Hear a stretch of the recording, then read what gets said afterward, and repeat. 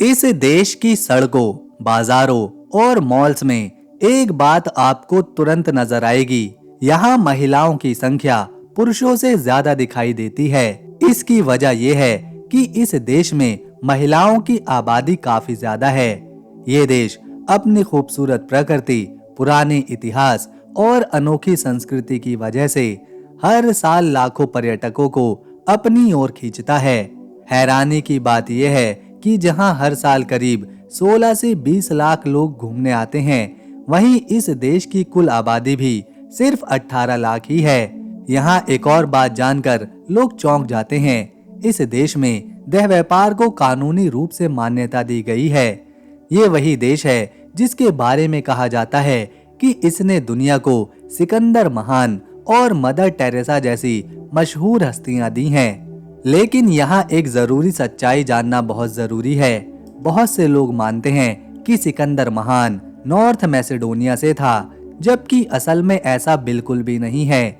सिकंदर महान प्राचीन मैसेडोनिया साम्राज्य का शासक था और वो इलाका आज के समय में उत्तरी ग्रीस के हिस्से में आता है, ना कि आज के नॉर्थ मैसेडोनिया में। इस देश के समुद्री तट बेहद साफ और शांत हैं। हर शाम लोग यहाँ पर आकर सुकून के पल बिताते हैं और अपनी भागदौड़ भरी जिंदगी से थोड़ा आराम लेते हैं। यहाँ की एक और दिलचस्प कहानी भी मशहूर है। इस देश में दो बहनें हुईं जिन्होंने अपनी दहेज के पैसों से एक प्रसिद्ध मस्जिद बनवाई, जो आज भी लोगों के लिए एक आस्था का केंद्र है। इस खूबसूरत देश का नाम है नॉर्थ मैसेडोनिया।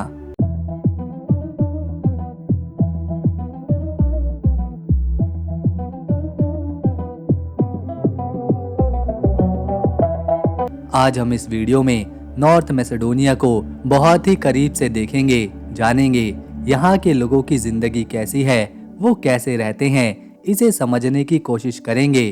पुरानी इमारतों के जरिए इसके इतिहास को समझेंगे और इसकी प्राकृतिक सुंदरता से भरी कुछ खास जगहों को भी देखेंगे।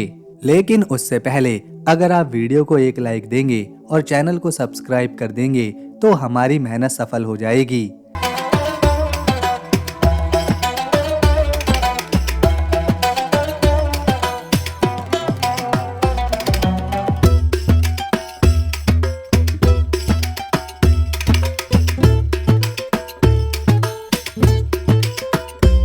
नक्शे पर देखें तो नॉर्थ मैसेडोनिया यूरोप के दक्षिण में बाल्कन क्षेत्र में मौजूद है। ये एक ऐसा देश है जिसके चारों ओर जमीन ही जमीन है, यानी ये समंदर से नहीं जुड़ता।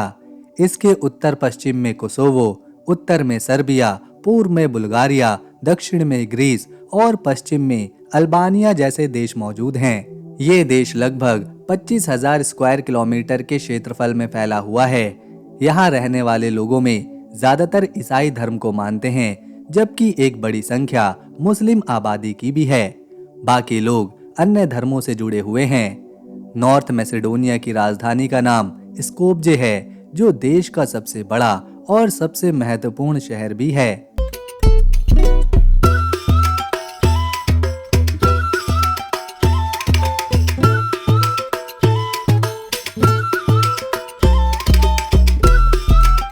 ये खूबसूरत शहर वर्दर नदी के किनारे बसा हुआ है।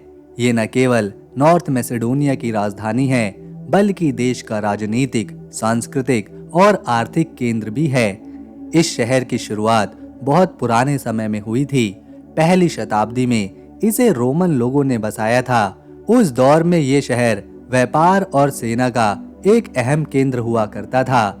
इस देश में मैसेडोनिया भाषा यहाँ की मुख्य और सरकारी भाषा है। असल में ये एक स्लाविक भाषा है और इसे सिरिलिक लिपि में लिखा जाता है।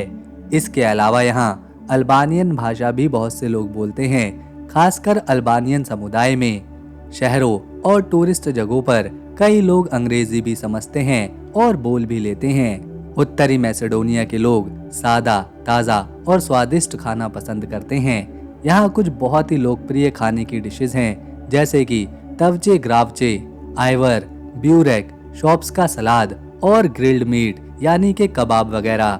यहाँ के खाने में सब्जियाँ, दही, चीज और ब्रेड का खूब इस्तेमाल होता है। स्वाद ज्यादा तीखा नहीं होता, लेकिन बहुत मजेदार और पेट भरने वाला होता है। समय के साथ स्कोपजे शहर ने कई मुश्किल दौर भी देखे हैं। एक बार यहाँ एक भयानक भूकंप आया था जिसने पूरे शहर को पूरी तरह से नुकसान पहुंचाया था, लेकिन लोगों ने हार नहीं मानी और शहर को फिर से रहने लायक बना दिया। स्कोपजे शहर ने कई साम्राज्यों का राज देखा है। एक समय ये सर्बियाई साम्राज्य की राजधानी भी रहा। इसके बाद ओटोमन तुर्कों ने इस पर कब्जा कर लिया और लगभग 500 सालों तक ये उनके शासन में रहा। उसी दौर में इस शहर को स्कोपजे के नाम से जाना जाने लगा।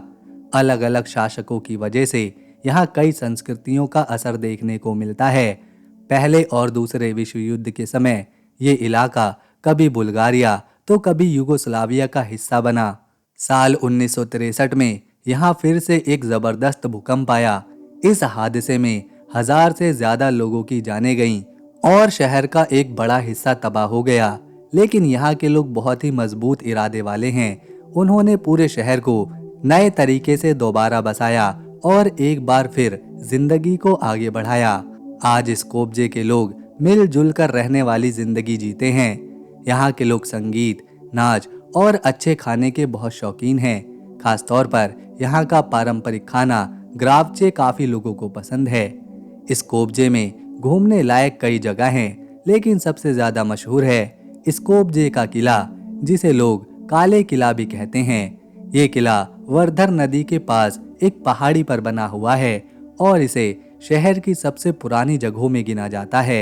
इस किले की शुरुआत बाइजेंटाइन काल में हुई थी। यहाँ से पूरे शहर का बहुत ही सुंदर नज़ारा देखने को मिलता है। ये किला भी कई साम्राज्यों का गवाह रहा है, जैसे ओटोमन साम्राज्य और सर्बियाई शासन का। आज ये जगह पर्यटकों के बीच काफी लोकप्रिय है। यहाँ आकर लोग इतिहास को नजदीक से महसूस करते हैं। किले के पास ही पुराना बाजार है, जहाँ ओटोमन शैली की इमारतें और स्थानीय संस्कृति साफ तौर पर दिखाई देती है। स्कोपजे का ये किला सिर्फ इतिहास के शौकीनों की ही नहीं, बल्कि फोटोग्राफी और प्रकृति पसंद करने वालों को भी काफी आकर्षित करता है। बहुत से लोगों को ये जानकर हैरानी होती है कि इस देश का नाम पहले सिर्फ मैसेडोनिया था। बाद में देश का नाम बदलकर नॉर्थ मैसेडोनिया रखा गया। नाम बदलने को लेकर लोगों की राय बटी हुई थी, फिर भी आखिरकार नया नाम अपनाया ही गया। मदर टेरेसा को पूरी दुनिया जानती है। उन्होंने अपना पूरा जीवन गरीबों, बीमारों और बेसहारा लोगों की सेवा में लगाया था।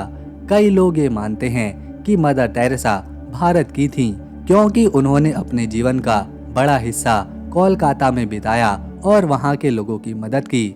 लेकिन सच्चाई ये है कि उनका जन्म 26 अगस्त 1910 को स्कोपजे शहर में हुआ था। उस समय ये इलाका ओटोमन साम्राज्य के अंतर्गत आता था। अगर हम इस देश को पहाड़ों का देश कहें तो इसमें कोई गलत बात नहीं होगी। यहाँ की 85% जमीन पहाड़ों से ढकी हुई है। देश में 50 से भी ज्यादा ऐसी चोटियां हैं जिनकी ऊंचाई 2000 मीटर से भी ज्यादा की है। इसी वजह से इसे यूरोप के सबसे ऊंचे देशों में चौथा नंबर मिलता है। यहाँ सिकंदर महान का नाम आज भी बहुत सम्मान से लिया जाता है। उनका जन्म प्राचीन मैसेडोनिया में हुआ था, जो आज के उत्तरी मैसेडोनिया और ग्रीस का हिस्सा है।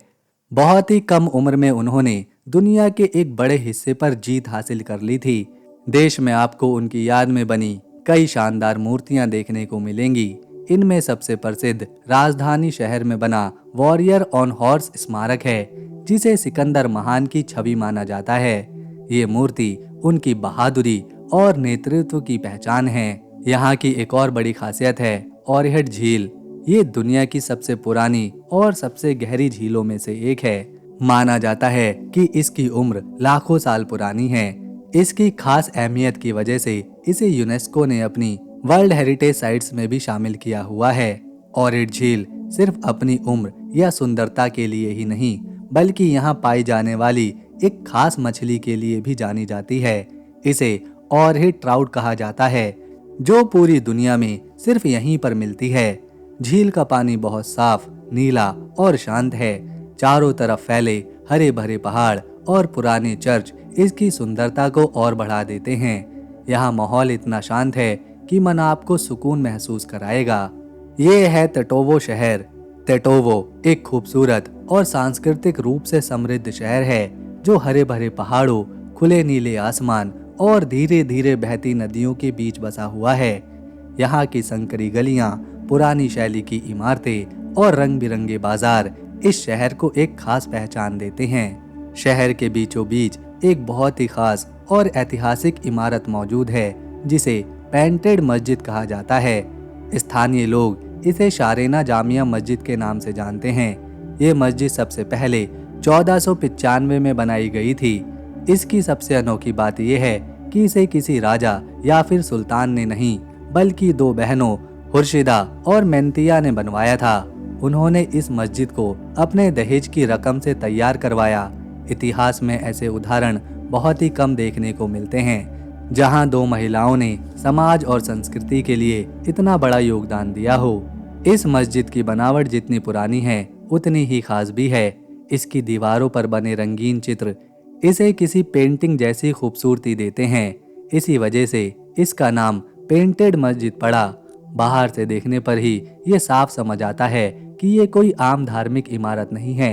इसके आसपास का माहौल, आस पड़ोस के पारंपरिक घर और हरियाली मन को शांति और अपनापन देती है। यहाँ पर आने वाले लोग सिर्फ इतिहास ही नहीं बल्कि प्रकृति और संस्कृति का भी मजा लेते हैं। हर साल देश और विदेश से कई सैलानी टेटोवो शहर को घूमने आते हैं। कोई यहाँ की कला देखने आता है, कोई मस्जिद की कहानी सुनने, तो कोई बस इसकी शांति में कुछ पल बिताने के लिए। वैसे तो ये देश यूरोप में है और यूरोप के ज्यादातर देशों में पैसे के रूप में यूरो चलता है, जो भारत के लोगों के लिए काफी महंगा पड़ता है। लेकिन उत्तरी मैसेडोनिया में यूरो नहीं बल्कि मैसेडोनियन दिनार इस्तेमाल होता है और हमारे देश भारत के 100 रुपए यहाँ के करीब 63 दिनार के बराबर हैं, जिससे ये देश घूमने के लिए थोड़ा किफ़ायती साबित रहता है। साल 2005 में उत्तरी मैसेडोनिया ने पूरी दुनिया को हैरान कर दिया था। ये दुनिया का पहला देश बना था जहां पूरे देश में वायरलेस ब्रॉडबैंड इंटरनेट की सुविधा शुरू की गई थी। ये एक आधुनिक तकनीकी योजना थी जिसका मकसद हर नागरिक को डिजिटल दुनिया से जोड़ना था, चाहे वो शहर में रहता हो या फिर किसी दूर दराज गाँव में। इस पहल का उद्देश्य शिक्षा, प्रशासन और व्यापार में तकनीक को आगे बढ़ाने का था। इस योजना के तहत स्कूलों, अस्पतालों और सरकारी दफ्तरों को इंटरनेट से जोड़ा गया, जिससे लोगों को बेहतर सेवाएं मिलने लगी और कामकाज आसान बन गए। तो दोस्तों, अगर आपको ये वीडियो, इसमें की गई मेहनत और दी गई जानकारी पसंद आई तो इसे ज़्यादा से ज़्यादा लाइक दें, अपने दोस्तों के साथ शेयर करें और चैनल को सब्सक्राइब करना ना भूलें। बेल आइकन ज़रूर दबाएं ताकि आने वाली नई वीडियो आपसे ना छूट जाए। हम फिर मिलेंगे अगली वीडियो में। तब तक के लिए नमस्कार, अपना ख्याल रखें।